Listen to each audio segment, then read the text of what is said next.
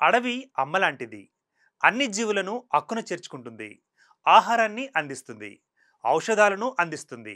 మరీ ముఖ్యంగా మనం బ్రతకడానికి కావలసిన ఆక్సిజన్ను ఇస్తుంది.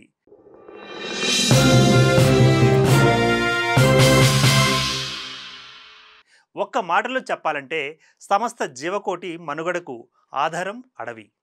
అలాంటి అడవులను కాపాడుకోవాల్సిన బాధ్యత ప్రతి ఒక్కరిపై ఉంది. ఈ క్రమంలోనే AP deputy CM Pawan Kalyan పిలుపునిచ్చారు. ఆ పూర్తి వివరాలేంటో ఈ వీడియోలో చూద్దాం.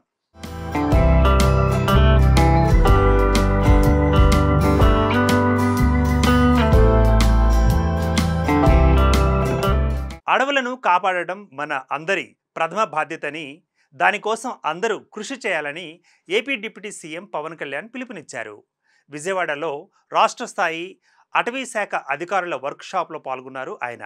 కూటమి ప్రభుత్వం ఏర్పాటైన తర్వాత తాను ఎంతో ఇష్టంగా ఎంచుకున్న శాఖలు పర్యావరణం, అటవీ శాఖ అని ఆయన అన్నారు. ఈ సందర్భంలోనే ఒక వ్యవస్థ నడవాలన్నా, ఒక సంస్థ ముందుకు వెళ్లాలన్నా వాటిని నడిపే వ్యక్తులు చాలా ముఖ్యమని చెప్పారు. ఇటీవల నిర్వహించిన రివ్యూ మీటింగ్ల ద్వారా సిబ్బంది కొరత ఉన్న విషయం తన దృష్టికి వచ్చిందని అన్నారు. ఇక్కడ ఉన్న అధికారులకు పని భారం ఎక్కువగా ఉందన్న పవన్ కళ్యాణ్ ఈ సమస్య గురించి కేబినెట్లో కూడా ప్రస్తావించినట్లుగా తెలిపారు. డ్యూటీ చేసే అధికారులను ఇబ్బంది పెడితే పరిణామాలు చాలా తీవ్రంగా ఉంటాయని అన్నారు. ఈ విషయం కూటమి పార్టీల నాయకులకు స్పష్టంగా చెప్పడం జరిగిందన్నారు Pawan Kalyan.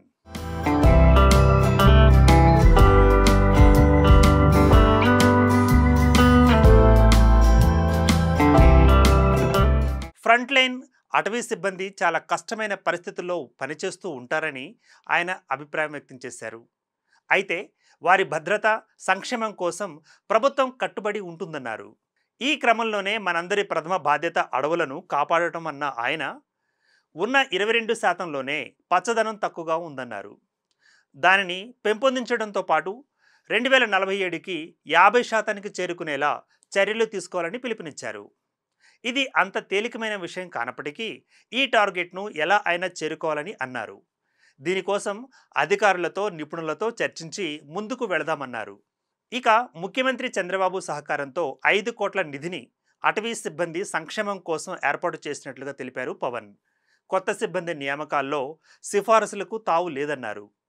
Andhra Pradesh great green wall project ప్రారంభించామన్న ఆయన శ్రీకాకుళం నుండి నెల్లూరు వరకు ఉన్న తీర ప్రాంతం సంరక్షణకు ఇది గొప్ప ప్రయత్నమని అన్నారు.